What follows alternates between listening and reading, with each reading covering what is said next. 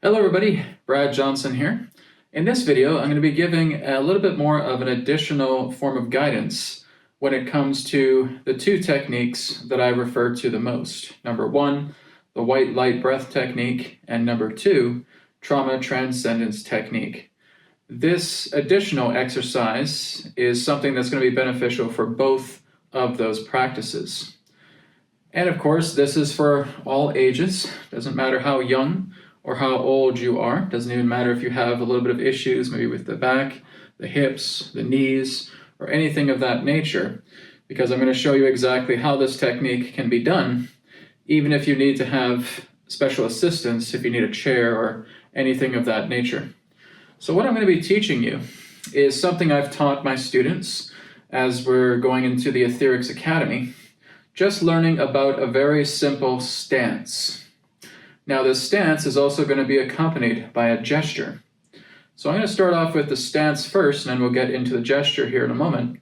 But the stance I'm referring to is what's referred to as the sky anchors stance. It's like a narrow horse stance, okay? If I was to take a wide stance like this, of course you can't really see my legs, but if I'm very much further out, not everybody is going to be able to do that type of horse stance. That's the traditional horse stance where our legs are going out wide.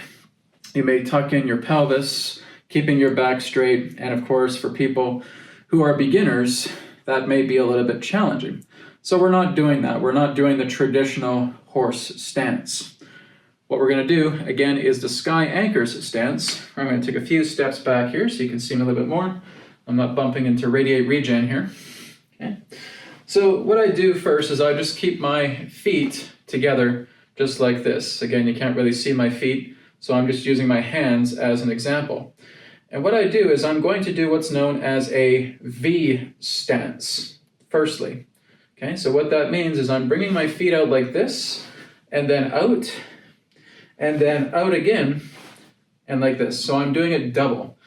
This is traditionally a V stance, as I've taught in the Etherics Academy, only in this way, we're doing it so that our hips are further than shoulder width apart. So we're kind of turning it from a V into almost like a W, okay? So again, my legs are together, feet are together, bringing them out like that, then out, then again, and then out, okay?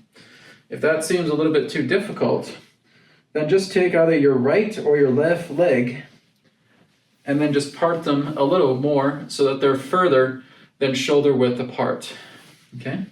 So just stepping like this, okay? The hips, the knees are wider than shoulder width apart. And we're just having a light bend, a gentle bend with the knees. Okay? Now if you need a chair to do this, go ahead and get a chair. And then just holding on to the top of the back of the chair as you're just parting your feet and just sinking down a little bit, okay? So we just want it a little bit more than shoulder width apart. If I'm doing shoulder width stance, it's right about here, a little bit more, okay? This is what's referred to as the sky anchors stance, okay? It's often used quite commonly in Qigong and other forms of martial arts circles. And it is, again, like the narrow horse stance.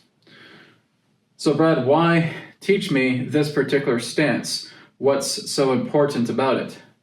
When you're looking at the sky anchor stance, or if you can go all the way into a horse stance, this actually complements the parasympathetic nervous system. So we are grounding ourselves. Does not matter if you're doing it on a carpeted floor, a bare floor, on your balcony or outside in the grass, which of course is the most beneficial. But you can of course do this outdoors. And again, you're just stepping out to a little bit further past shoulder width apart and then just sinking down gently. Okay, not going all the way down like this, but just a nice bend in the knees, a nice light bend in the knees. And just keeping your spine nice and straight, keeping the abdomen engaged. Okay? So this is what's referred to as Uddiyana Bandha, where you're just tightening the abs. Okay, you're not fully sucking in the gut. You're just letting yourself know, hey, my abs are here. I'm tightening them a little bit, and I'm just keeping a stance, okay? So if a chair is right in front of me, I'm just holding on to the top of the chair while I'm doing this, okay? So for those of you who, again, may have bad backs, bad hips, or bad knees, like I said, I'm just kind of miming a chair here, and just sink down, okay? So just move your feet a little bit wider, and then just sink down with your hands holding the top of the chair, okay? I don't have a chair here, so I'm kind of improvising that way. So we hold that stance for as long as we feel we can. Now, as we're holding that stance, this is where the gesture comes in. And I've talked about this gesture every now and then, and that is referred to as the hand of Jupiter, okay? So this is where we see the index and middle finger and thumb together just like this, okay? It's almost like you're ready to do a quote, okay? So this is what's referred to as the hand of Jupiter. Why is the hand of Jupiter beneficial? Because it radiates the source center vibration, okay? Anything pertaining to the right hand representing certain gestures invokes a radiance of the source center vibration. It is your center radiating outwards as you're doing this, as you're doing this, or even as you're doing this, okay? With the right hand facing outwards, just at your lap, up here, or up here. Okay, but for demonstration purposes, we are just doing the hand of Jupiter, as you see me doing right here. So that is radiating the source center vibration while you're going into the parasympathetic nervous system through the sky anchor, narrow horse stance, and engaging the abdomen, and working together with Rachaka, okay? So working with Rachaka Pranayama, where again, for example, you're breathing in for 4 seconds, you're breathing out for 8 seconds, all through the nose. 4 into the nose, 8 out through the nose. If you have good lung capacity, go further, right? 5 seconds in, 10 seconds out, 6 seconds in, 12 seconds out, okay? But I usually start from the 4 and the 8, okay? So let's recap. Like I said, how I do it is I just keep both legs, both feet together, stepping out, bringing them evenly, going out again, and evenly, right? So that is me going wider than shoulder width apart, and just a very gentle bend in the knees. I could be holding onto a chair here, okay? Then I'm keeping my spine nice and straight, and I'm keeping the belly, keeping the abs tight, okay? It's a light tightness. It's not this, okay? It's very light. If 100% means that you're sucking in your belly fully, you're only going about 50%, okay? 50% of the way.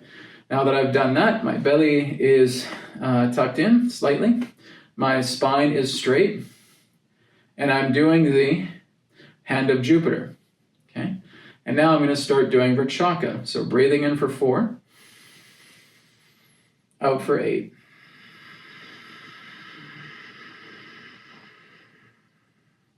In for 4, 8.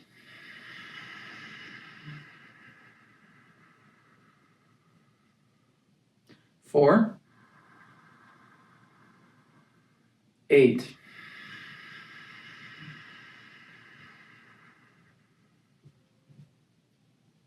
4, 8.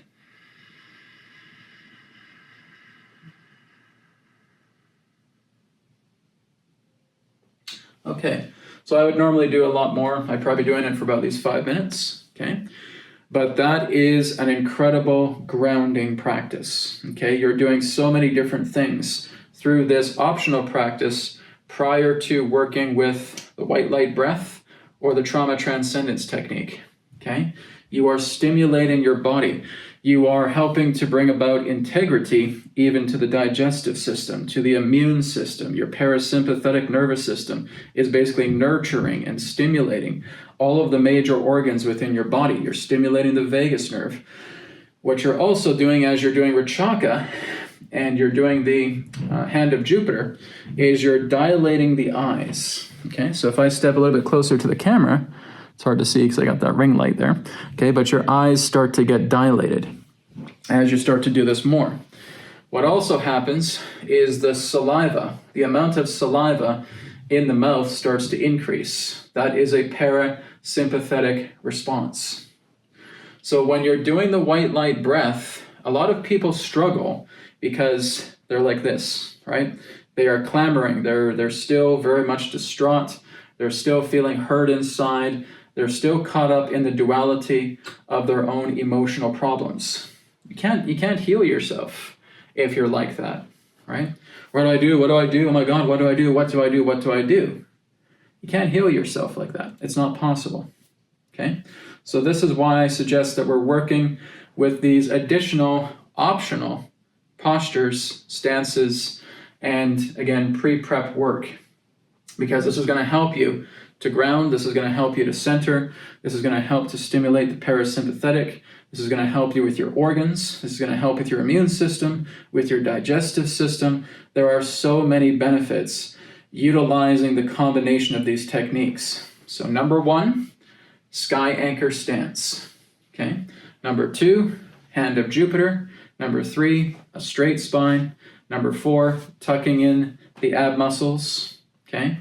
Number 5, swallowing the saliva before you breathe, as we're getting a lot of saliva in our mouth as we go deeper into the parasympathetic. And then, of course, the final step is working with Rachaka Pranayama. 4 seconds in, 8 seconds out. If you want to go longer, then go longer.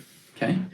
This is going to help you tremendously. So now that we do that, maybe for 5, 6, 7 minutes, now we start doing the white light breath, and we're able to deeply focus with the white light, because that's what's necessary. You don't just say, okay, here's white light, and this is what I say, and blah, blah, blah. No, you're doing it wrong, okay? You cannot program the nature of subtle energy if you are not subtle yourself, okay?